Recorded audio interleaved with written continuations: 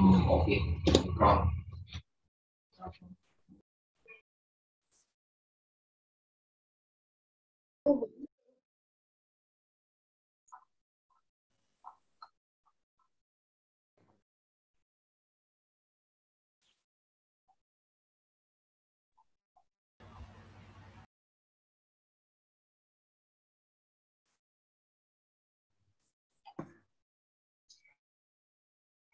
Tadi jarum sih, Pak.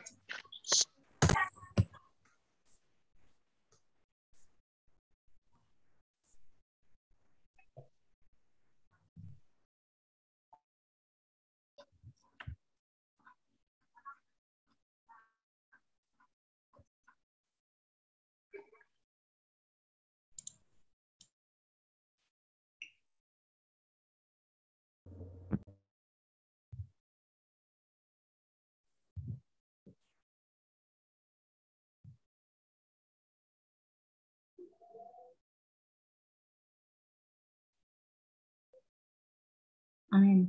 Amin.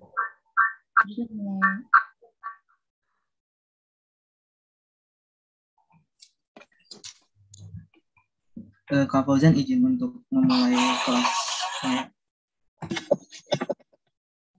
Baik, Assalamualaikum warahmatullahi wabarakatuh.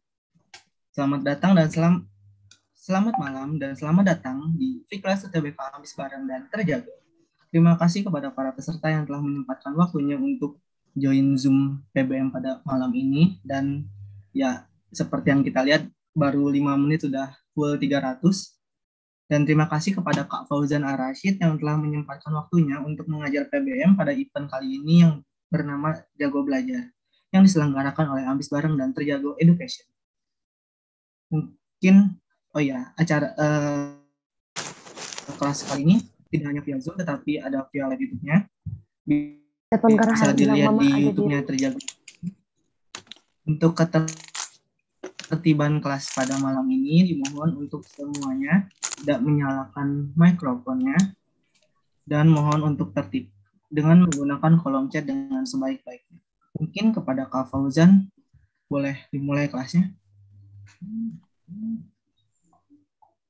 Oke, ya, bentar ya. Sebentar.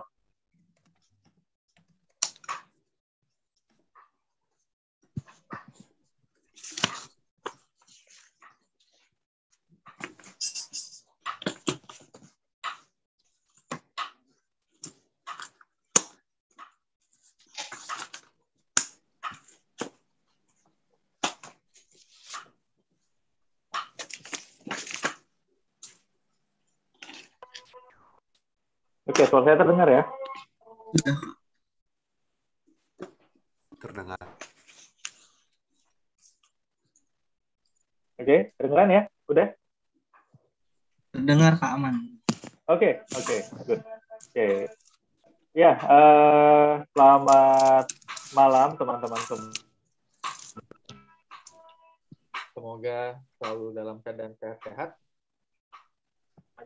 Senang sekali bisa menyambut kembali malam ini sambil kita belajarnya sih santai aja ya, tapi mudah-mudahan bisa mendapatkan kalian bisa dapat ya pemahaman baru gitu ya tentang PPM.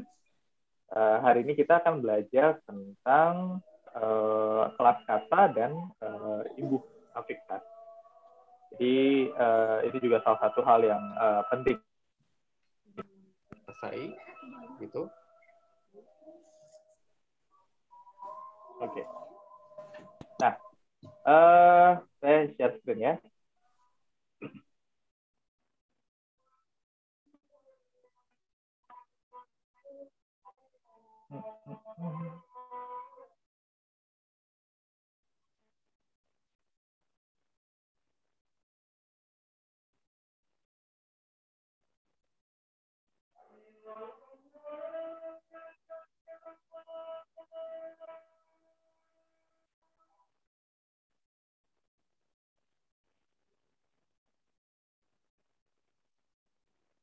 Oke, sudah terlihat semua ya?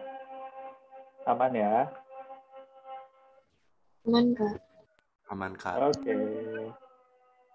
Oke, kalau gitu. Oke, hari ini kita akan belajar tentang imbuhan dan kelas kata. Tapi sebelumnya, ya biasa saya pokoknya mulai kelas yang terakhir juga saya mau akan mengawali kelas itu dengan pengenalan sedikit gitu ya tentang PBM dan apa yang akan diujikan gitu biasanya. Jadi biasanya kalau kita lihat selama 6 tahun terakhir gitu ya teman-teman, bahwa inilah soal-soal yang biasanya muncul atau diujikan dalam UTBK untuk PBM. Mulai dari simpulan, penulisan kata, imbuhan, penulisan judul, ya kalian bisa lihat di sini semua. Yang paling banyak itu ternyata kemungkinan kalimat, juga kalimat efektif, logisan kata, dan konjungsi. Selebihnya itu biasanya ada satu soal. Gitu. Nah, ini yang mungkin perlu kalian pahami juga, gitu. Jadi sebelum terlalu bingung dengan apa sih yang akan diujikan, gitu ya kira-kira ya ini nanti filenya akan saya bagikan di linknya, jadi kalian nggak perlu khawatir. Biasanya kalau bingung belajar dari mana, ya saya biasanya buat seperti ini. Jadi biasanya itu dasarnya itu kalian harus paham soal PUEBI. PUEBI itu mencakup ejaan, kapitalisasi, huruf miring, tanda baca itu. Karena itu dasarnya di situ sebetulnya. Masalah ejaan, mana yang baku, ya, mana yang nggak baku, mana yang harus tulis huruf kapital, mana yang enggak gitu. Karena kalau kita sudah paham soal kapitalisasi, huruf miring, itu nanti ke depannya lebih mudah. Baru yang kedua itu adalah soal imbuhan, ini nanti akan kita bahas. Soal kata baku, ya, tentang kalimat itu ya subjek, predikat, objek, dan sebagainya. Kemudian yang terakhir itu baru soal tata bahasa. Itu mencakup preposisi, konjungsi, gitu ya. Masuk penulisan judul juga, kalimat efektif, paragraf. Gitu. Jadi ini 3 sasaran. Jadi kalian bisa cek nih, kira-kira kalian sebetulnya masih bingungnya di bagian mana gitu. Karena kalau kalian mau ngomongin soal kalimat efektif lah katakan, ya berarti kalian harus paham dulu soal PUEBI, kalian harus paham soal imbuhan gitu kan, tentang kata baku dan segala macam. Baru bisa kita ngomongin soal kata bahasa atau kalimat efektif. Nah, referensinya apa sih ya? Referensinya biasanya sih 3 ini gitu ya. Ada KBBI, kita udah pakai KBBI semua. Kemudian ini PUEBI, ya. Kemudian kalau tata bahasa itu kita biasanya dari PBBI, Tata Bahasa Baku Bahasa Indonesia. Ini bisa kalian download di sini nanti, repository.kemdikbud.go.id yang PBBI. Selain itu, ada juga yang lain, misalnya ini tentang ejaan, kalian bisa download juga di sini. Kemudian ada bentuk dan pilihan kata, tentang kalimat, tentang paragraf, ini semua dari Badan Bahasa. Ya, acuan saya biasanya dari sini. Walaupun ada buku-buku linguistik lain, tapi ya ini yang paling umum lah ya, yang bisa dicerna semua orang. Selanjutnya tentang PUEBI, ya kalau PUEBI itu biasanya ya saya lihat dari websitenya Uga Ivan Lanin ya, semuanya kayaknya ngambil dari situ. Walaupun tadi kan ada PUEBI, ada versi bukunya, tapi kalau mau yang versi daring ada juga di websitenya Ivan Lanin, itu sama isinya ya. Dan KBBI. Nah, KBBI itu kalian bisa buka pakai yang ini, kbbi.kemdikbud.go.id ya. Jangan yang kbbi.web.id, bukan, tapi yang pakainya yang versi Kemdikbud. Karena masih banyak yang pakai versi yang lain. Jadi kita patokannya pakai yang versi Kemdikbud. Saya juga sedikit mau sebelum masuk ke materi, saya mau membahas sedikit tentang KBBI ya.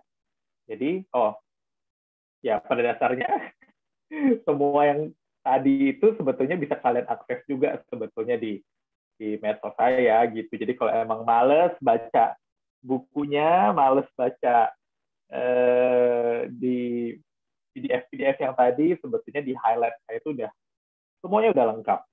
Di Twitter juga semuanya udah lengkap. Kalian mau cek yang di Instagram, mau cek yang di Twitter sama, atau mau cek yang di YouTube dari pembahasan tahun lalu ada juga. Gitu. Pastinya tapi nanti ketika udah menjelang Amin sebulan pasti saya akan bikin kelas lagi.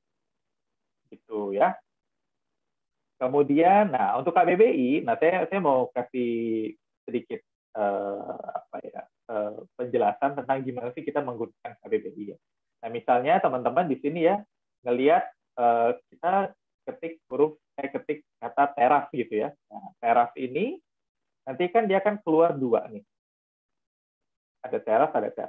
Nah, apa bedanya yang di atas sama yang di bawah? Ini artinya adalah dua kata ini ini adalah homonim. Homonim ya. Homonim itu dia maksudnya dia memiliki kesamaan bentuk tapi maknanya berbeda gitu. Nah, homonim itu bisa dibagi lagi, ada yang homograf, ada yang homofon. Tapi kalau yang kayak gini dia termasuk yang homograf. Tapi yang ini bacanya teras karena dia ada aksen di atas. Yang ini dia dibacanya teras. Teras. Jadi ketika di sini nanti ada kata turunannya berteras dan berteraskan, itu dia berasal dari kata yang ini. Bukan dari yang ini. Karena yang ini dia tidak ada turunannya, yang atas. Gitu ya. Itu cara menggunakan KBBI yang pertama. Kemudian kalau kita cek misalnya kata punya gitu kan, nah maka kita bisa lihat di sini kata turunannya apa aja, berpunya, kepunyaan, mempunyai, mempunyakan gitu ya. Ada gabungan kata kerja juga, punya kerja. Bahkan ada peribahasa di bawahnya, belum punya kuku hendak mencubit, berbau punya susu tapi punya nama, kayak gitu. Jadi seperti itu. Kemudian kalau kalian di sini bikin akun, kalian buka akun, ya ini kadang ada tulisan Halo Fauzan, artinya saya login nih, saya registrasi. Kalian bisa lihat etimologi, artinya asal kata. Katanya, oh ternyata dari bahasa Arab, gitu. Di situ, etimologi. Itu menariknya kalau kita login di KBBI. Jadi kalian bisa bikin akun. Kemudian, nah ini misalnya dengan ya, ini kalian bisa lihat di sini ada singkatan-singkatannya gitu ya, ada P semua gitu. P itu maksudnya, jadi kita juga harus perhatikan di sini dia kelas katanya apa. Kalau P di sini dia termasuk dalam kelas kata partikel. Jadi kalau misalnya ada kalian menemukan kata yang P seperti ini, oh berarti itu partikel. Dan kalau dia partikel, dia dalam judul pasti dia huruf kecil. Gitu. Kemudian, nah, kalau ditanya, kok kata diambil itu nggak ada, atau misalnya yang depannya apakah itu tidak baku? Bukan. Karena memang dalam kamus itu hampir tidak ada kata-kata yang diawali di. Gitu. Tidak ada. Jadi, mungkin ada beberapa, tapi sebagian besar itu nggak ada. Jadi karena makna diambil dan mengambil itu hanya saja satu itu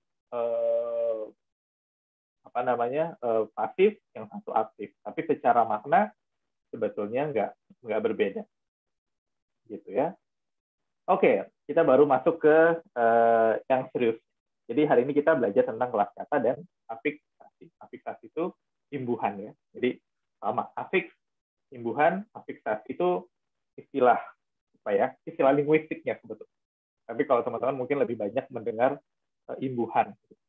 Pada dasarnya sama. Oke, sebelum sampai situ saya mungkin sedikit mengingatkan apa sih itu kata, apa itu frasa, apa itu klausa, apa itu kalimat. Kata itu ya maksudnya adalah morfem ya. Morfem itu atau kombinasi morfem yang dianggap sebagai satuan terkecil yang dapat diujarkan dalam bentuk bebas. Kalau frasa itu gabungan dua kata atau lebih yang sifatnya tidak predikatif, artinya dia nggak ada predikatnya.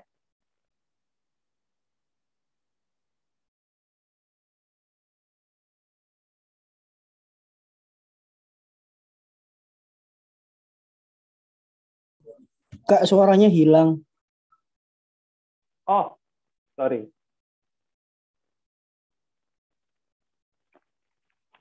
Kalau sekarang ada? Ada, Kak. Nggak ada, Kak. Ada, Kak. Ada, Kak.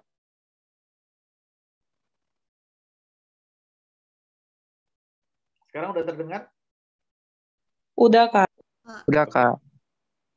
Tadi sampai mana yang nggak kedengarannya? Kayaknya di Di frasa, penjelasan Kak. pertama kata, kayak. Oh, Oh iya, frasa. Oke. frasa. Oke, ya jadi intinya frasa ya, tapi intinya sama ya. Apa ada yang udah ada di layar. Kita lanjut aja. Oke, next. Nah, sekarang kita masuk ke kelas kata. Apa itu kelas kata? Jadi kelas kata itu intinya adalah golongan kata ya, golongan kata yang punya kesamaan dalam perilaku formalnya. Terus itu kenapa kita perlu kelas kata? Karena itu kita perlu untuk membuat pengungkapan kaidah gramatika secara lebih sederhana. Nah, tapi ciri-ciri kelas kata itu biasanya antara satu bahasa dan bahasa lain itu belum tentu sama.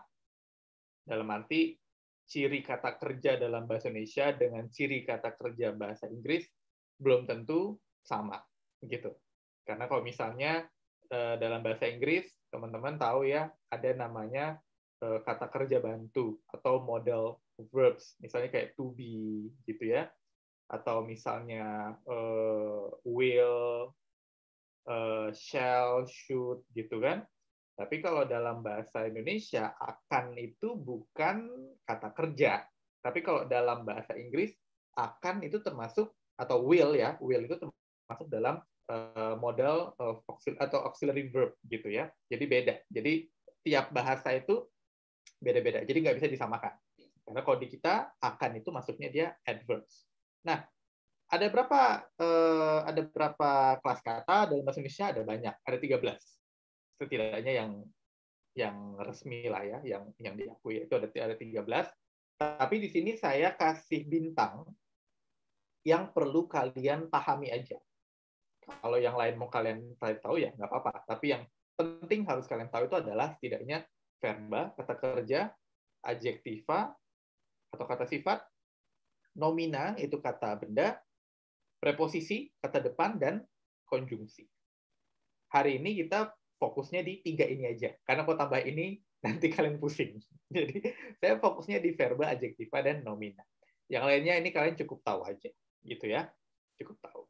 Oke. Nah, verba. Kita mulai dari verba. Verba itu adalah kata kerja. Apa itu kata kerja? Kata kerja itu adalah kelas kata yang biasanya berfungsi sebagai predikat. Ya. Berfungsi sebagai predikat. Walaupun predikat dalam bahasa Indonesia itu nggak harus kata kerja ya. Jadi kita tuh berbeda dengan bahasa Inggris katakanlah ya. Jadi kalau misalnya bahasa Inggris harus bilang I am a student gitu ya. Karena am itu adalah dia sebagai to be. To be itu adalah kata kerja bantu gitu.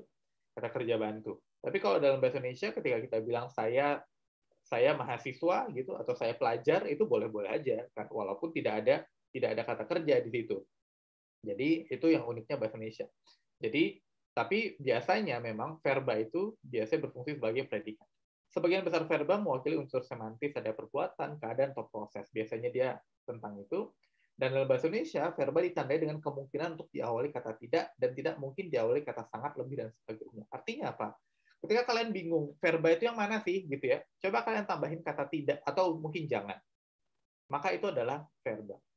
Misalnya, tidak makan, tidak minum, jangan tidur, jangan bergerak, gitu ya. Itu berarti adalah verba. Gitu. Jadi, bisa dia diawali tidak atau jangan. Karena kalau jangan tuh berarti kan kata tidak atau jangan tuh, tidak itu berarti dia menegasikan. Kalau jangan dia berarti kalimat perintah. Ya. Nah,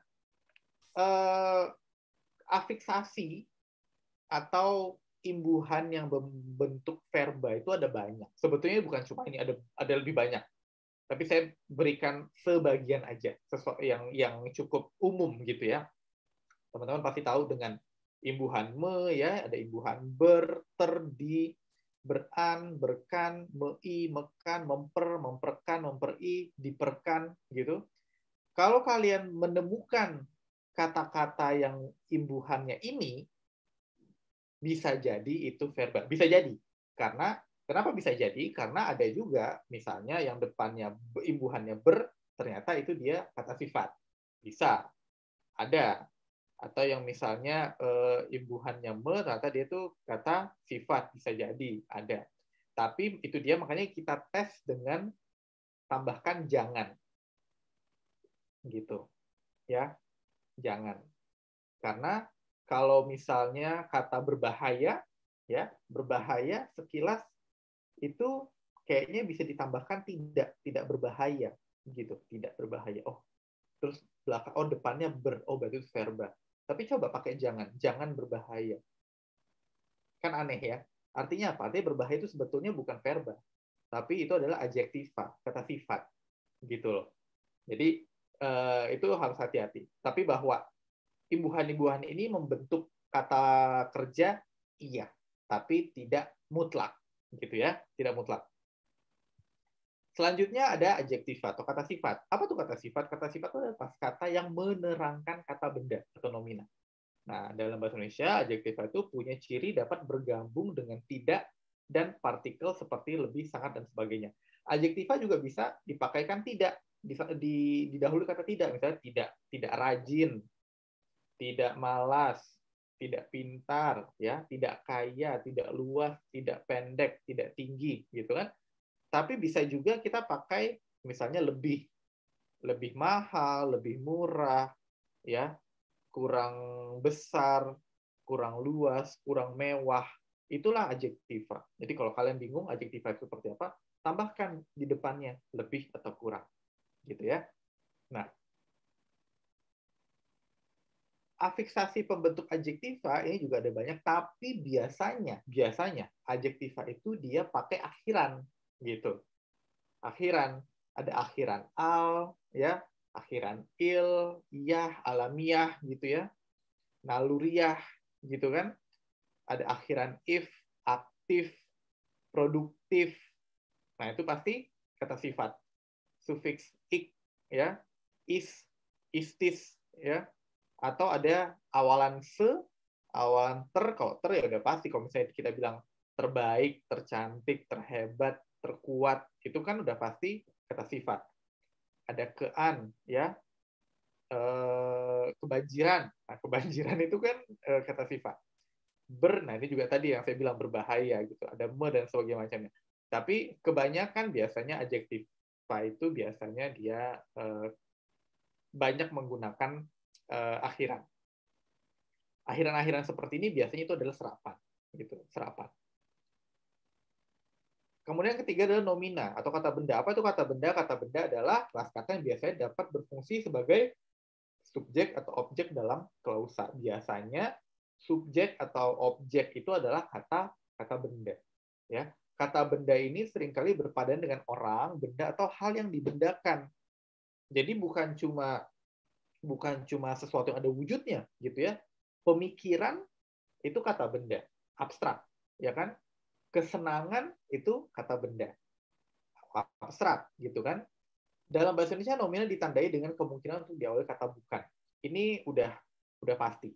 Jadi bukan plus kata benda. Itu kalau mau ngecek bukan manusia, bukan hewan, bukan sekolah, bukan pemikiran, bukan kesenangan. Kan kita nggak bisa bilang tidak manusia. Kan kita nggak bisa ya. Atau jangan hewan, nggak bisa. Atau lebih pemikiran, nggak ada. Jadi memang untuk mengeceknya apakah itu suatu nomin atau bukan, bahkan bukan di depan. Oke. Sampai sini oke ya. Nah, afiksasi pembentuk nomina, nah ini. Ada biasanya dia akhirannya an, ada yang prefiks pe. Nah, pe ini ada dua. Nanti kita bahas di belakang. Kemudian ada pemer, kean, pean, peran, ya, perkotaan, permukiman, perdesaan, gitu ya. Nah, pemberan, pemeran, penyean, persean, perseka.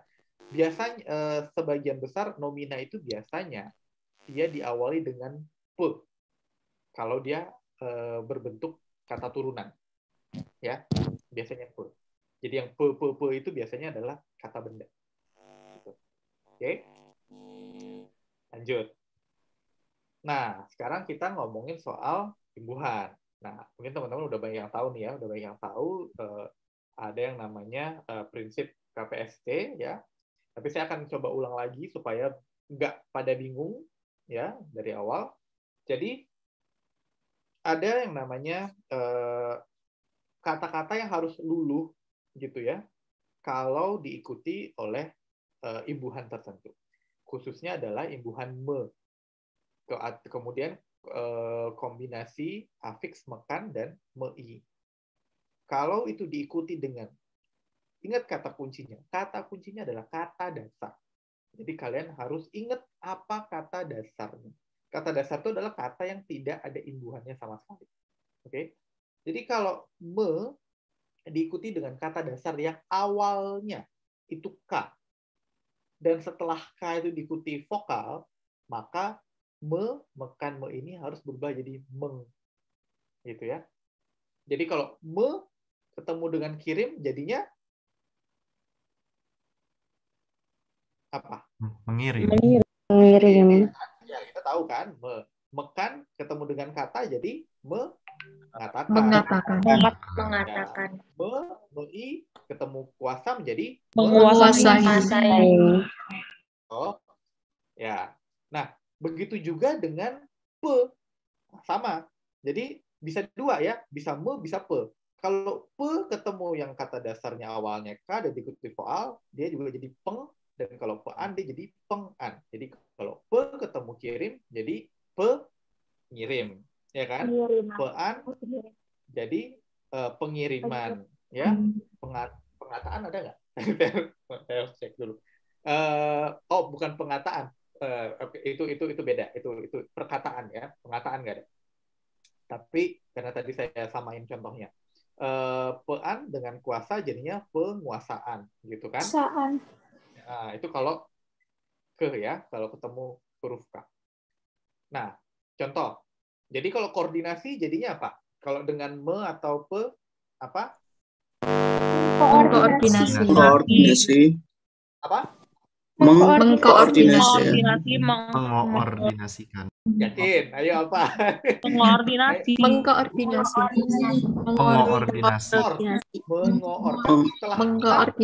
bisa. Setelah Koordinasi. Mengoordinasi. Ya. Karena setelah K kan huruf vokal. Ya kan? Jadi mengoor bukan mengkoor ya. Nah, kalau kristal Mengkristalkan. Kristal, ya kan? Kristal. Kalau kremasi? Kremasi. Kremasi, ya, pengkremasi, ya kan? Terus kalau komunikasi? Mengomunikasikan.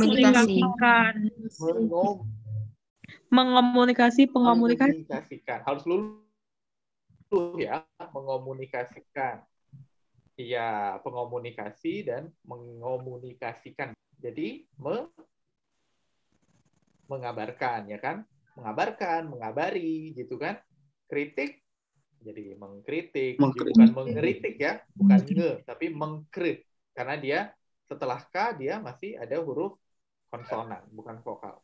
Kasih, jadi Mengasihi. Kasih, ya kan? Ya kan? Maha pemurah, maha pengasih, gitu kan? Mengasihi, ya. Kuat berarti bisa menguatkan. Penguatan, ya kan? Kalau kudeta? Mengudeta. Ya, mengudeta. Bukan mengku ya, Mengudeta. Ya, karena dia harus luluh. Oke? Lanjut. Yang berikutnya adalah P. Kalau me, ya lagi-lagi me atau mekan atau mei ketemu kata dasar. Ingat kata dasar yang awalannya pe dan diikuti vokal, maka dia jadi mem.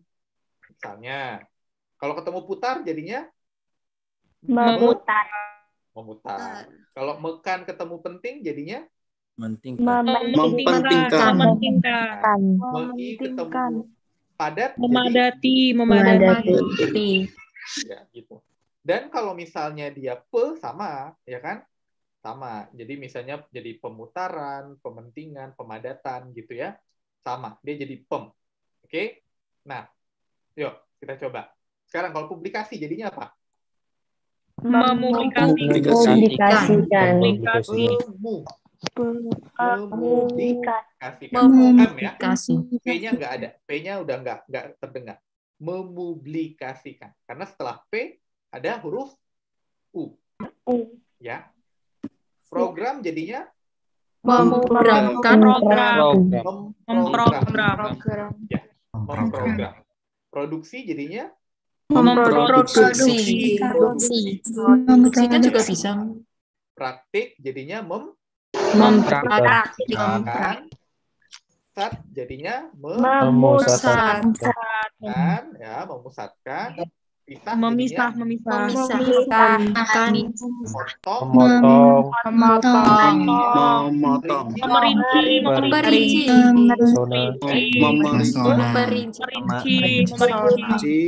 Memesona. ya. Bukan mempe ya, memerinci. Ingat kata dasarnya perinci bukan rinci.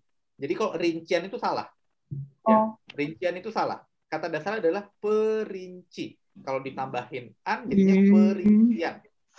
Ya. Kalau ditambahin jadi terperinci. Makanya kalau ditambahin dia jadinya memerinci, bukan memperinci. Gitu, bukan memperinci. Orang bilang memperinci karena orang pikir bahwa itu kata dasarnya rinci. Jadi memper tambah rinci. Enggak. Tapi sebetulnya ditambah perinci. Makanya dia memerinci. Jadi kalau dan pesona jadinya memesona. Ya, memesona. Bukan mempesona ya. Mungkin rasanya nggak enak tapi memang seperti itu. Jadi harusnya memesona, bukan mempesona. Gitu ya. Itu yang intinya harus langsung ingat kayak gitu. Oh, ini awalnya P, kemudian ada huruf vokal berarti harus luluh. Kemudian berikutnya adalah S. Ya, kalau me ini ketemu kata dasar yang awalnya huruf S diikuti vokal maka dia jadi men gitu ya. Me sama sapu jadi menyapu, ya kan? Mekan ketemu sakit jadi menyakitkan. Ketemu siasat jadi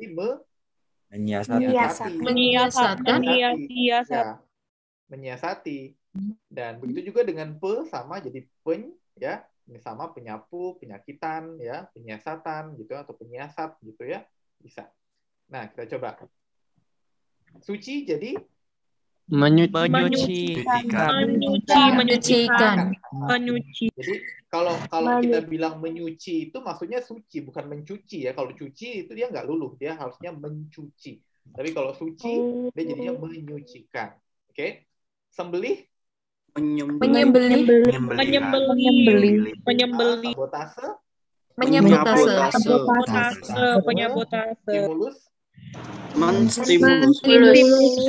stimulus seragam Menyeragam. Penyolat. salat itu maksudnya sholat ya, tapi tulisan bakunya memang salat jadi ya menyalatkan ya. Menyalatkan jadi ya disolatin gitu ya. Menyalatkan. Sontek, nah Menyontek. jadi kata dasarnya bukan contek ya, tapi sontek. Jadi menyontek. Makanya yang benar tuh menyontek, bukan mencontek. Tapi menyontek karena kata dasarnya adalah sontek. Suara Menyuarakan. siap Menyiapkan. Oke. Berikutnya adalah yang te. Jadi kalau ikut ketemu kata dasar yang awalnya te diikuti vokal dia jadi men ya. Ketemu tipu jadi menipu. Mekan ketemu titip menitipkan. Mei ketemu tulis jadi Menuliskan. Begitu juga sama dengan yang pe sama ya. Jadi penipu, penitipan, penulisan, penulis ya sama. Nah, kita coba lagi terang. Nah, kalau terang jadi menerangkan. Bisa penerang, bisa penerangan, bisa terjemah menjadi Menerjemahkan. bukan menter ya, tapi menerjemahkan. Telur Menelur. Menelurkan. Menelur. Bukan menelur nggak ada ya. Menelurkan. Oh, ya. menelurkan nih bener berarti. Meneluri. Kan tidak semua kata itu bisa nggak pakai kan. Jadi ada yang memang harus pakai kan, ada yang nggak bisa. Kalau traktir, Menraktir. Menuang. ya, tapi Menuangi. karena dia abis T dia ada R. Terus uang jadi Menuangkan. menarik menjadi Menarik. Menarik. Menampar.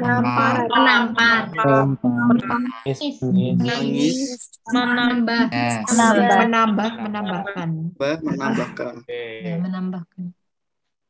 Nah, kemudian ada satu lagi yang biasanya orang nggak baik yang tahu. Tapi ada satu aturan lagi sebetulnya. Oh, ini kecuali ya. Nah, kecuali kata punya dan kata kaji ya. Ini cuma dua ini aja pengecualiannya. Jadi kalau punya itu walaupun dia di sini depannya P, kemudian di depan diikuti U, dia nggak jadi mempunyai, tapi tetap mempunyai. Ya, tetap mempunyai. Kata dasarnya punya, bukan empu.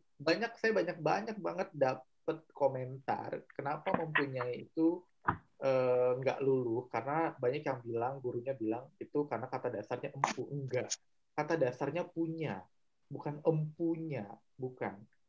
Bahwa ini tetap jadi kombinasi afiks mei ya diikuti dengan punya jadi mempunyai. Kenapa dia nggak berubah?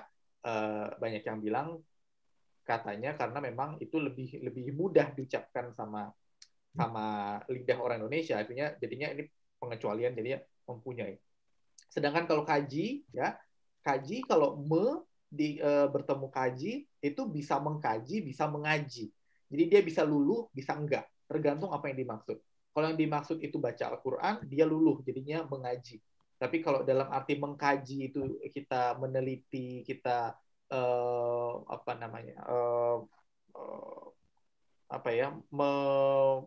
membaca secara mendalam gitu ya, memahami secara mendalam gitu ya, itu dia mengkaji, dia nggak luluh, tetap mengkaji.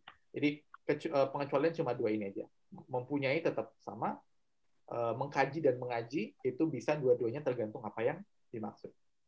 Nah, yang berikutnya adalah ini. Nah, ada aturan yang kedua. Jadi kalau ada pe, ini khusus pe ya, yang ini khusus pe. Kalau imbuhan pe ketemu kata dasar lagi kata dasar, yang awalnya pe tapi dia diikuti r, itu dia jadi pem. Jadi pem. Misalnya, pe ketemu protes jadinya Pemprotes. pemro. Memproteskan. Bukan pempro, tapi pemro. Pemrotes. Makanya Merotes. memproses. No, Pe ya. Ini kita fokusnya di pe. Fokusnya di pe. Pemroses. Program jadi Pemrogram. prakira jadi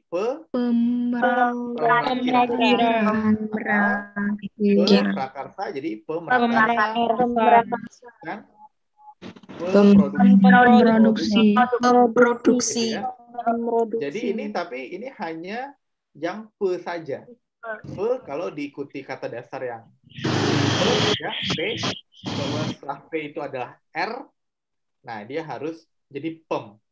Tapi kalau enggak, tetap memproses, memprogram, gitu ya, memprakirakan, memprakarsai, memproduksi. Tapi kalau dia seorang misalnya pemroduksian, nah itu dia harus dia P-nya harus hilang, gitu. Itu yang kedua. Oke. Nah, yang berikutnya adalah tentang ber. Nah, ber dan ter. Beran atau ter gitu ya. Kalau ketemu kata dasar, lagi-lagi kata dasar, yang suku kata pertamanya, ingat ya, sekarang suku kata pertamanya mengandung r, maka dia r-nya hilang. Jadi be. Oh, ini saya salah. Dia harus jadi eh, mana ya? Harus jadi be, bean atau te. Ini saya hapus. Jadi kalau ketemu terbang, jadinya Beterbangan. Misalnya berterbangan gitu ya, berterbangan. Atau bekerja, bukan bekerja kan? Atau bercermin, bukan bercermin, bukan. Tapi bercermin. Ya. Ingat, kuncinya adalah suku kata pertama. Suku kata pertama mengandung er. Kita coba. Kalau ternak jadinya apa? Beternak. Beternak. Kalau keringat? Berkeringat. Berkeringat atau bekeringat? Keringat. Suku kata pertamanya apa? Keringat. Ker atau ker? Berkeringat. Kata pertamanya apa? Keringat. Keringat. Bukan ker ya. Kalau ternak suku kata pertamanya apa? Ter. Iya kan? Ternak. Kalau keringat teringat kan? Bukan keringat, tapi keringat. Maka dia harus jadi Berkeringat.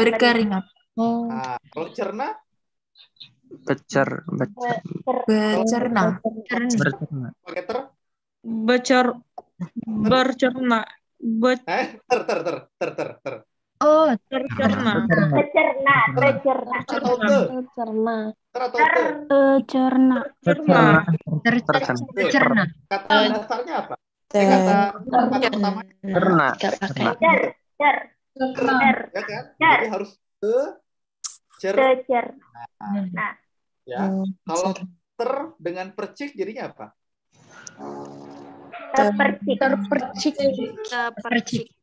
Suku kata pertamanya ter kan? Jadi harus percik. Nah, kalau misalnya beran dengan pergi jadi Bepergian. bukan ber ya, tapi Pergian. bepergian. Karena suku kata pertamanya per. Jadi ada ingat ada di suku kata pertama. Pergok kalau misalnya ter jadi Terpergok.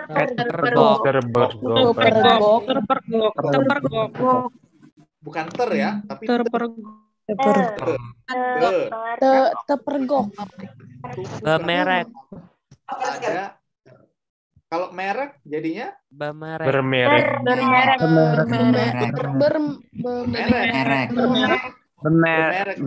bermerek karena dia suku kata pertamanya bukan mer ya. Kalau cerai jadinya Bercerai. Bercerai. kan? Kata pertamanya bukan cer ya kan. Kalau derma Bederma.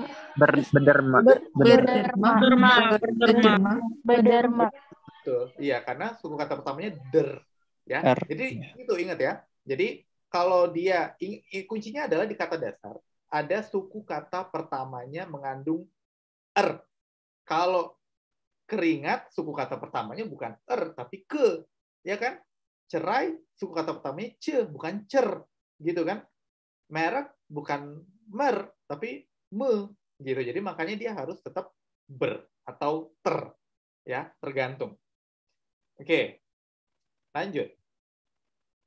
Nah, ini eka suku namanya. Eka suku itu adalah kata-kata yang cuma satu suku kata, ya.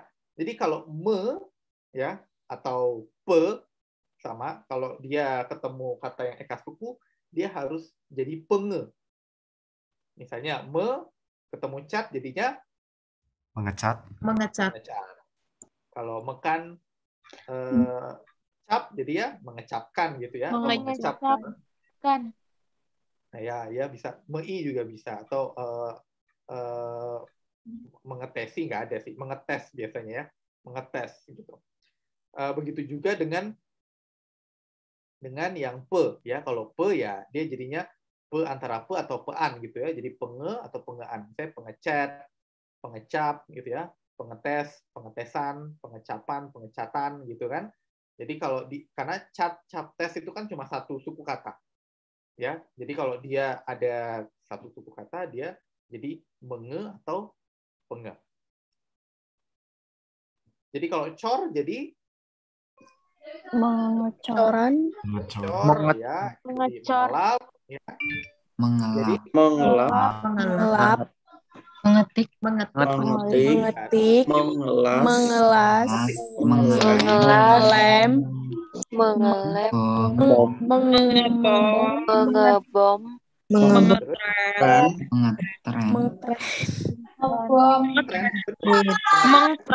nge-tweet, Mengklaim. Mengklaim. ya, mengeklaim dan mengetweet, mengetrend, yaitu yang seperti karena kan trend, tweet, claim ini kan cuma satu suku kata sebetulnya. Oh, mengeklaim. Tweet, trend, tapi dia 4 huruf gitu. Tapi kan intinya dia tetap satu suku kata. Jadi dia mengetrend, mengetweet, mengeklaim gitu ya. Nah, kalau pe ya sama, pengeklaim, pengetweet, pengetrend nggak ada. Gitu. Jadi kayak gitu. Jadi intinya dia jadi tambah menge. Jadi bukan, kalau kalian sering lihat di berita-berita orang sering misalnya teroris membom, salah itu. Harusnya mengebom atau si pembom dia bilang, harusnya pengebom. Kan? Ini lem yang mengelem, tik itu yang baku, bukan ketik. Ketik itu salah.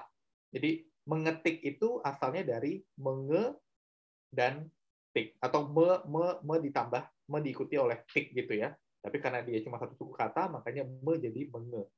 Gitu deh. Selanjutnya. Nah, ini yang mungkin menarik. Tadi saya sempat dibahas soal pe ya. Kalau kita bilang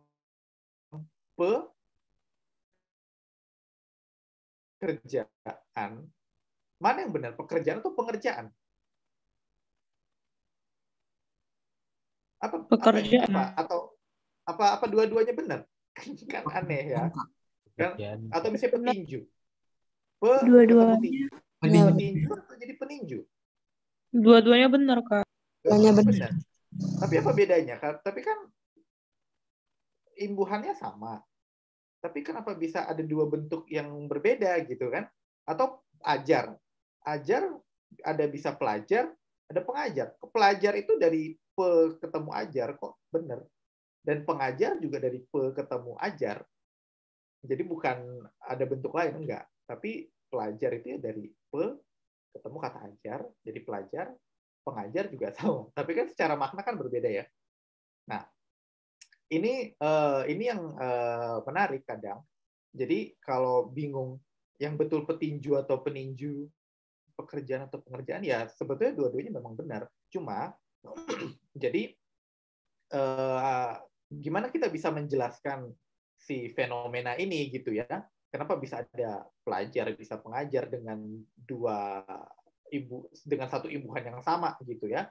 Nah, ketika kita apa ya istilahnya menganalisis gitu ya dengan model seperti ini, memang kita nggak bisa mengetahui apa perbedaannya.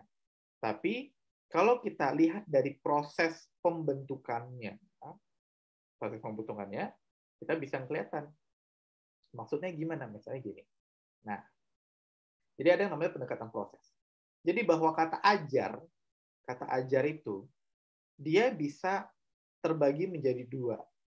Ada yang dengan imbuhan ber, ya, bel itu maksudnya sama dengan ber ya, tapi dia cuma ada satu. Imbuhan bel itu hanya di belajar. Ber dan imbuhan me, gitu. Belajar dan mengajar. Yang belajar ini kemudian menjadi pe, gitu. Jadi ketika itu dia dekat dengan ber, maka dia menjadi pe, pelajar dan pelajaran.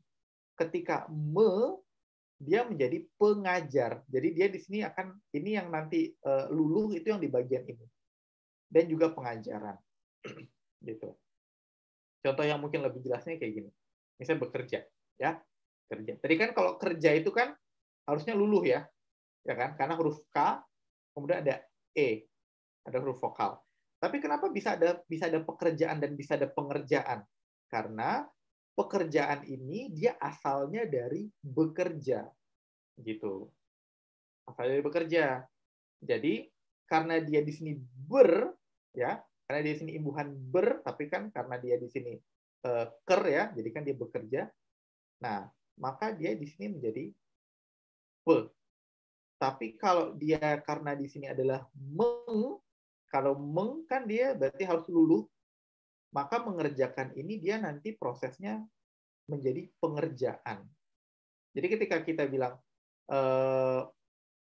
pengerjaan dan pekerjaan sama-sama kata benda, ya kan? Sama-sama kata benda. Kenapa? Karena sama-sama imbuhannya pean sama. Bukan pekerjaan, bukan pengerjaan. Tapi yang pengerjaan ini kita bicara soal proses, pekerjaan kita bicara soal wujudnya. Apa itu? Apa yang kita kerjakan? Itulah pekerjaan, gitu kan? Itu pekerjaan. Maknanya berbeda, gitu. Atau misalnya tinju. Nah, siapa itu petinju? Petinju itu bisa kita lihat prosesnya dari bentuk bertinju. Jadi ketika dia dari maka dia menjadi pe. Tapi kalau yang luluh itu berarti dia dari me. Dari me. Jadi kalau meninju menjadi peninju. Siapa itu peninju? Peninju itu orang yang meninju aja, gitu. Orang yang memukul ya dengan kepalan tangan, dia adalah seorang peninju. Tapi kalau petinju itu adalah atlet yang di ring tinju. Itu petinju. Maka petinju itu dia bertinju. Tapi kalau si peninju dia meninju. Gitu. Ada bedanya kan? Nah, jadi kayak gitu. Atau misalnya cinta. Nah, mana yang benar? Pecinta atau pencinta? Ya tergantung apa yang dimaksud gitu. Apa yang dimaksud? Kita lihat prosesnya. Makanya kadang bukan berarti yang salah satu salah, enggak. Dua-duanya bentuk yang benar, tapi apa yang kita maksud itu bisa berbeda gitu loh. Kalau kita bilang pencinta, berarti dia asalnya atau prosesnya dari mencinta. Gitu. Berarti menyukai gitu. Menyukai. Tapi kalau kita bilang pecinta, maka itu awalnya dari bercinta gitu. Yang mana ini artinya beda lagi gitu ya. Silakan kalian cek di kamus apa artinya gitu. Seperti itu. Atau misalnya sama tatar ya, ada penatar, petatar, juga bisa kita seperti itu. Pegiat, penggiat ya. Ini bukan sinonim, tapi karena memang ada dua hal yang berbeda. Gitu. Kira-kira sampai sini dulu penjelasannya. Mudah-mudahan nggak terlalu pusing. Kalau tadinya saya mau tambahin si konjungsi preposisi, tapi itu pasti nanti bakal tambah panjang lagi. Mendingan kita belajarnya nggak terlalu banyak. Yang penting paham, ngerti, gitu kan. Di sini kalian kalau mau tanya, silakan. Yuk, kalau udah mau tanya. Oke, dari Kak Fauzan sendiri sudah mempersilahkan untuk bertanya. Mungkin kita kasih slot ngomongnya 1 jam. Udah 1 jam, yes. Baik, mungkin kita kasih slot 5 pertanyaan dulu. Yang mau nanya boleh langsung raise hand. Yo, yang mau langsung nanya nih ke Kak Fauzan, jarang-jarang kan bisa satu Zoom keluar dengan yang lain. Ayo yang mau nanya. Kalau mau langsung unmute boleh kok. Biar langsung nanya ke Kak Fauzan gitu. Kak Fauzan ini ada yang nanya. Kak, soal PBM kan panjang-panjang ya. Ada tips cara baca soal panjang nggak? Kalau saya sih biasanya. Kalau soal panjang-panjang itu ya pertama sebetulnya ini berlaku untuk tes apapun. Selalu baca dari soalnya dulu. Jadi kita jangan baca teks atau wacananya dulu, tapi kita baca soalnya dulu. Apa yang diminta sih gitu. Karena kalau kita udah tahu apa yang diminta, kita bisa lebih selektif. Karena misalnya apa yang dimaksud dengan ini pada paragraf sekian, ya sudah kita langsung fokus di paragraf yang diminta aja. Ngapain kita baca dari awal sampai akhir, ya kan? Tapi kecuali kalau misalnya ditanya ini apa kesimpulannya, ya itu otomatis kita harus baca. Atau ditanya apa judul yang tepat ya, tentu kita harus baca. Kalau dibilang bagaimana cara bacanya supaya cepat, ya kalau saya sih sebetulnya lebih harus banyak-banyakin baca pastinya. Dan kita baca itu sambil kita pikirin maksudnya itu apa. Jadi kita harus banyak melatih untuk menganalisis apa yang sebetulnya dimaksud oleh suatu teks gitu. Jadi ya latihannya sih kayak gitu sih. Gitu. Nggak ada cara khusus sebetulnya, tapi paling kalau misalnya kita membiasakan diri dengan banyak baca apapun gitu ya, khususnya baca berita gitu, itu setidaknya mungkin bisa lebih membuat kita terbiasa. Bukan berarti kita mudah menjawabnya, enggak, tapi kita lebih terbiasa mencerna teks aja gitu sih biasanya. Baik, jadi intinya itu banyakin baca ya. Ya. Mungkin ini ada yang raisen, boleh langsung bertanya ke Kak Fauzan. Oke, halo Kak Fauzan. Maaf, mau nanya kan untuk materi PBM itu lumayan banyak nih Kak. Nah Kakak ada saran nggak sih untuk urutan cara kita belajar? Jadi kayak dari yang paling dasar dulu sampai ke yang paling advance gitu. Terima kasih Kak. Itu yang tadi saya share di awal tadi. Mana tadi?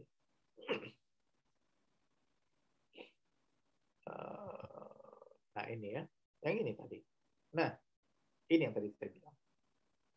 Jadi saya ini sih yang saya buat sendiri ya, yang saya pikir mungkin tepat gitu ya. Ya awalnya dari Puebi dulu. Puebi itu mencakup ejaan, kapitalisasi, mana yang huruf kapital, mana yang enggak, gitu kan. Karena kalau kita ngomongin nanti penulisan judul dan segala macam, kalian harus paham kapitalisasinya seperti apa. Huruf miring, tanda baca, ini dasar. Kalau ini udah bisa, baru kalian masuk ke bagian sini, imbuhan, kata baku, masuk ke kalimat, ya kan. Jadi dari bertingkat gitu. Kalimat tuh ada biasanya fungsi sintaktis, subjek, predikat, objek, sebagainya. Kemudian baru habis itu masuk ke tata bahasa. Tata bahasa itu lebih ke penggunaan preposisi, konjungsi gitu ya. Logis atau enggak, penulisan judul, kalimat efektif gitu kan, paragraf. Jadi semuanya saling berkaitan. Kalau misalnya langsung kita ngebahas soal kalimat efektif tapi nggak punya basic di sini, di 1 dan 2 agak susah gitu. Agak susah. Jadi pelan-pelan aja dari yang paling basic dulu, baru yang paling atas, paling susah gitu. Gitu kira-kira. Oke, dapat diterima. Terima kasih banyak Kak. Ya.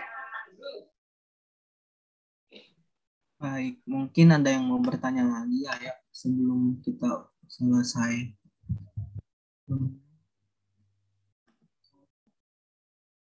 Ada lagi? Ini di kolom komentar lebih banyak ke materi yang tadi. Aku coba salah satu aja deh ya, mungkin ini nih. Kak, aku suka bingung kalau ada soal yang nanya persamaan makna imbuhan. Nah, kira-kira sumber yang bisa dijadiin bahan belajar makna imbuhan di mana ya? Ya, ini sebenarnya emang susah ya makna imbuhan itu. Seringkali makna imbuhan itu emang harus dirasa-rasa gitu betul. Sayangnya begitu karena kalau kita gimana ya? Sebentar. Jadi makna imbuhan itu ada banyak. Saya pun nggak hafal semua gitu. Jadi biasanya kita harus pakai logika. Misalnya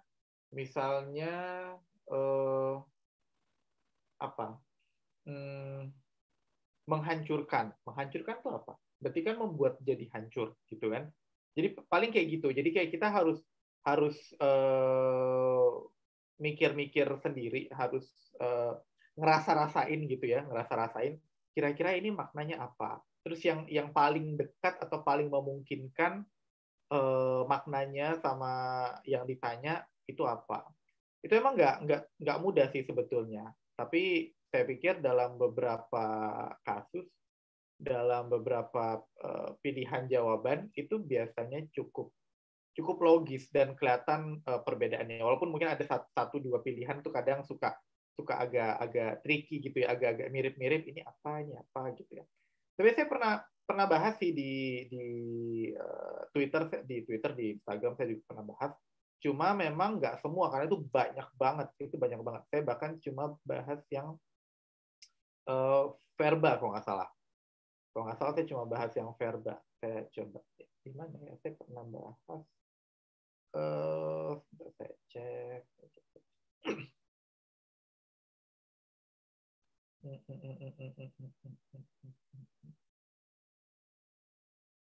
Ada di.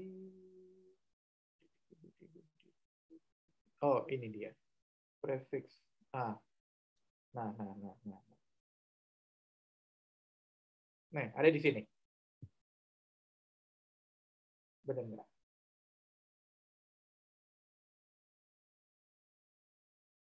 Iya betul.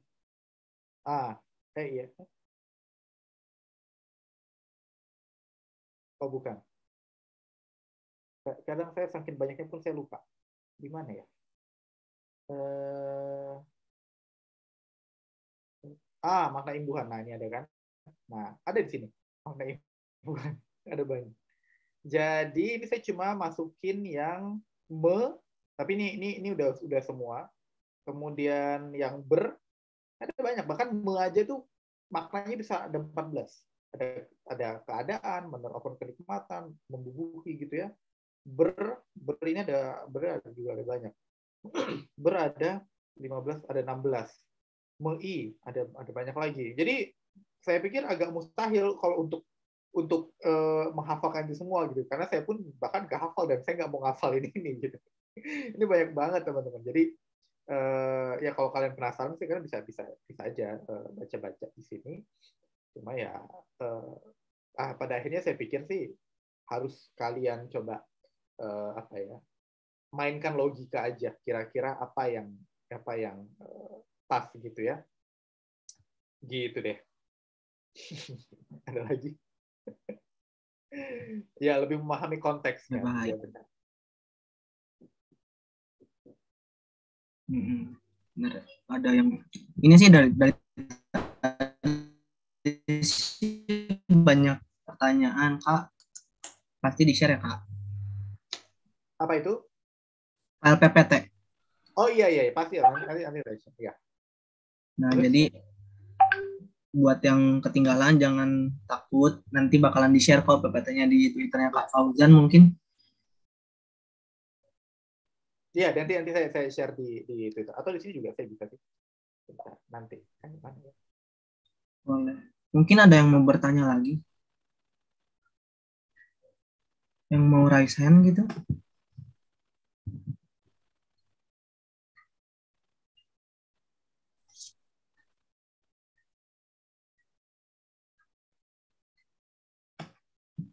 Ini aja deh buat Kak Fauzan. Kak, tips 4 bulan menuju UTBK dong. 4 bulan menuju UTBK. Ya, yang pasti kalian harus cek lagi apa-apa aja yang harus dikuasai gitu kan, mana-mana aja yang masih belum kalian mengerti gitu ya. Tapi saya selalu bilang bahwa yang paling penting itu adalah kan harus tahu ini. Sebarang soal ini gitu. Ini yang paling penting sebetulnya. Jadi kalian kan nggak perlu semua materi itu kalian pelajari sebetulnya. Jadi kalian tuh hanya perlu mempelajari hal-hal yang tingkat kemunculannya itu paling tinggi. Itu berlaku untuk semua mata ujian, nggak cuma PBN, nggak cuma kuantitatif, nggak cuma PPU dan atau kemampuan IPA IPS. Semua itu kalian cukup cari atau cukup pelajari hal-hal yang paling banyak muncul. Tapi memang kalau kaitannya dengan kuanti dan PBM, menurut saya, ya kayak yang tadi yang saya bilang, bahwa untuk kalian memahami yang bagian ini, yang 3, ya kalian harus paham yang 1 dan 2. Gitu loh. Sama kayak kuantitatif, ketika kalian mau belajar yang tingkat kesulitan yang lebih tinggi, pasti itu kan ada kaitannya dengan yang lebih dasar gitu loh. Jadi seringkali seperti itu. Nah, tapi kalau untuk hal-hal yang sifatnya kayak hafalan gitu kan, kayak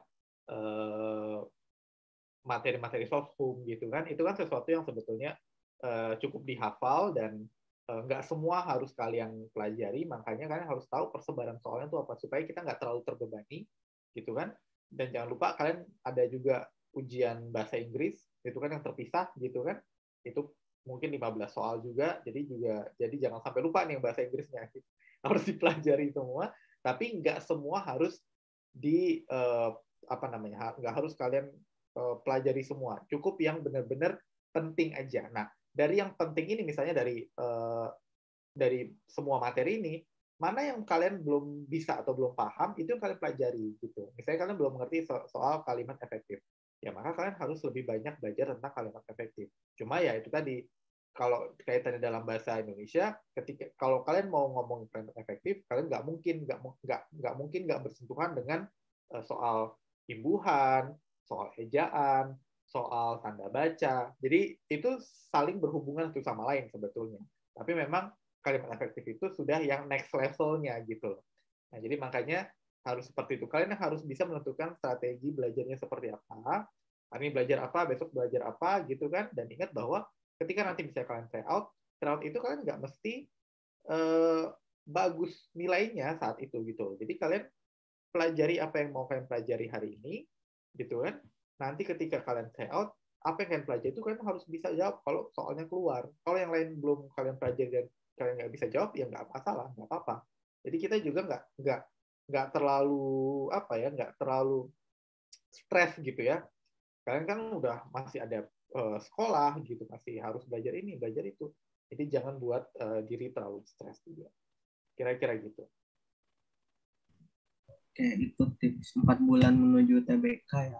Mungkin Kak Fauzan ini satu lagi ya sebelum itu. Ya. Mau tanya Kak, cara biar kita cepat paham dengan soal-soal frasa semakna itu gimana ya? Aku bingung banget setiap TO ngerjain itu. Ini pertanyaan dari YouTube Kak.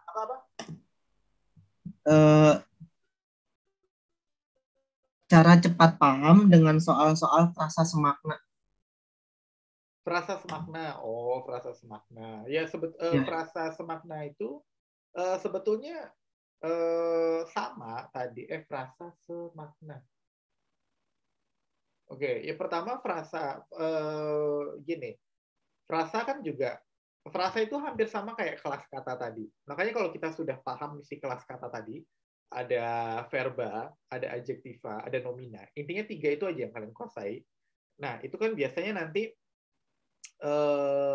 itu bisa jadi frasa. Jadi dari kata bisa jadi frasa. Ada frasa verbal, frasa adjektival, dan frasa nominal. Kalau frasa nominal berarti intinya itu adalah di nomina. Gitu. Misalnya, dan cara ngetesnya pun sama. Kalau misalnya tadi itu frasa verbal, maka dia bisa pakai jangan. Kalau itu dia frasa adjektival, berarti dia bisa ditambahkan lebih atau kurang atau sangat gitu. Kalau dia frasa nominal, berarti dia bisa ditambahkan dengan bukan. Nah, pertama kalian harus identifikasi dulu apakah frasa itu yang ditanyakan itu adalah frasa apa bentuknya. Oh, misalnya frasa nominal. Nah, maka kalian tentukan dulu di pilihan jawaban mana yang frasa nominal. Syukur-syukur dari A, B, C, D, E yang frasa nominal cuma satu misalnya. Udah pasti itu jawabannya, gitu kan? Udah pasti itu jawabannya. Tapi kalau misalnya ada 2 pilihan di dalam A, B, C, D, E itu yang frasa nominal, di situ baru kita cek maknanya apa kira-kira yang sama. Gimana cara menentukan makna yang sama? Ya kita harus lihat lagi biasanya itu dari imbuhan. Karena biasanya kalau sudah kita bicara frasa, itu biasanya udah ada imbuhannya. Gitu. Udah ada imbuhannya biasanya. Ya kan? Jadi ingat bahwa kalau verba itu kata kerja, ya adjektiva itu kata sifat, nomina itu kata benda. Jadi kalau dibilang frasa verbal, berarti itu hubungannya dengan kata kerja.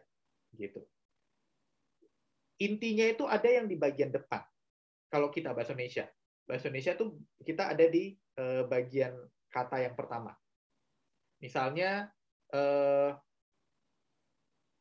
rumah mewah. Rumah mewah itu frasa apa? Frasa verbal, adjektifal, atau frasa nominal?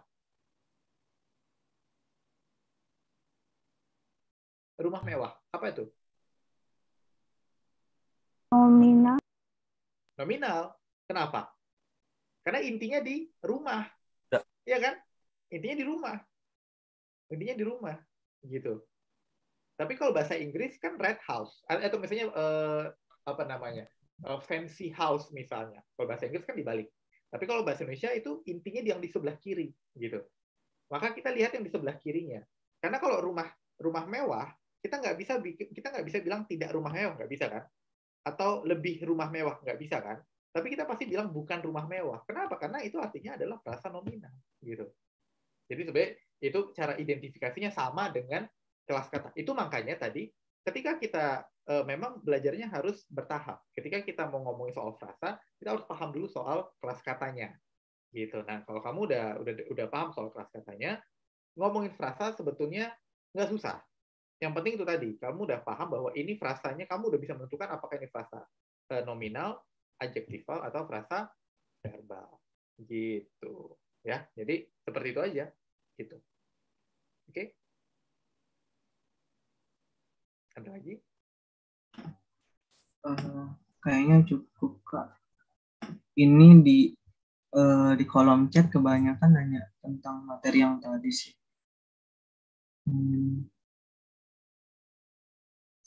Mana ya, lanjut apa enggak? Mungkin kalau ada yang mau raise hand dan ngomong langsung, nanya langsung gitu boleh.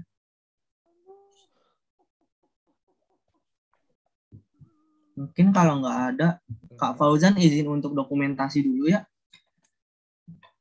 Boleh. Yuk, buat teman-teman yang mau on cam, lumayan kan satu frame sama Kak Fauzan nih, ayahnya Ambiscos. Kapan lagi coba? Boleh. Ayo. Nggak usah khawatir sama PBM mah gampang ya. Bisa lah ini semua. Udah jago ini. Bisa. Jadi nggak usah khawatir. Okay. Gampang kan? Kalau sekarang mungkin masih agak bingung-bingung. Biasanya nanti sebulan sebelum ujian nanti udah pada hafal semua nanti. Amin.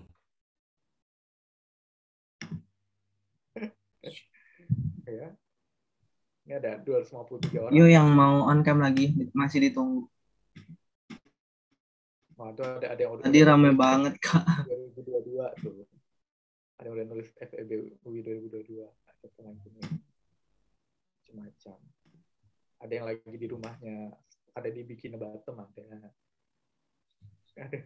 lagi nih. Yuk masih ditunggu yang mau on cam. ditunggu kalau self healing. Ya. Aduh ya. Ya, kalian jangan kebanyakan healing lah. Healing nanti hilang nanti. Udah belum? Yuk. Kalau udah ya yang ada aja. Yuk, siapkan pose terbaik kalian. Kayak tahan 5 menit. 1. Ayo frame pertama. 1, 2, 3.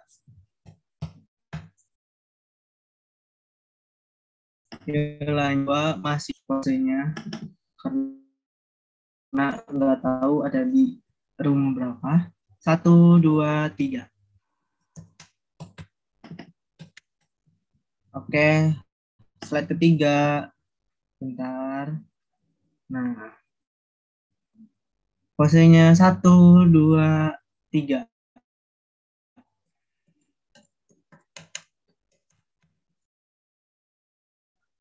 Yuk slide keempat.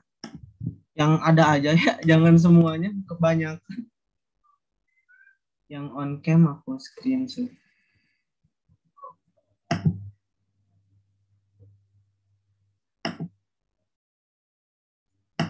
Oke, udah, terima kasih semuanya.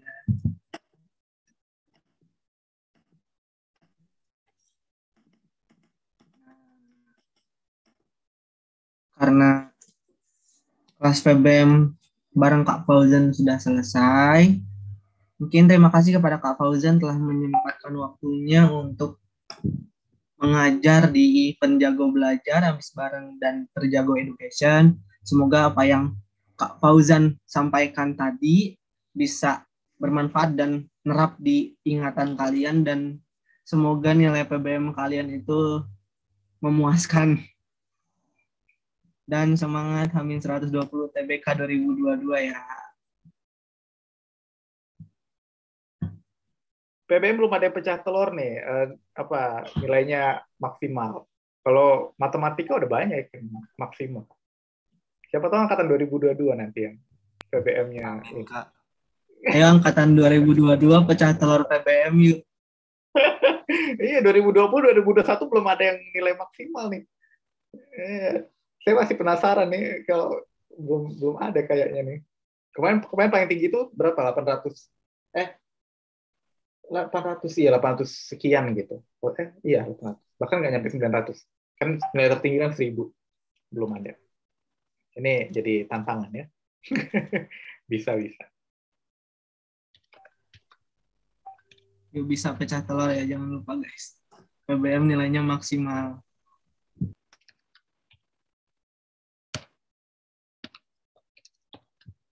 Oke,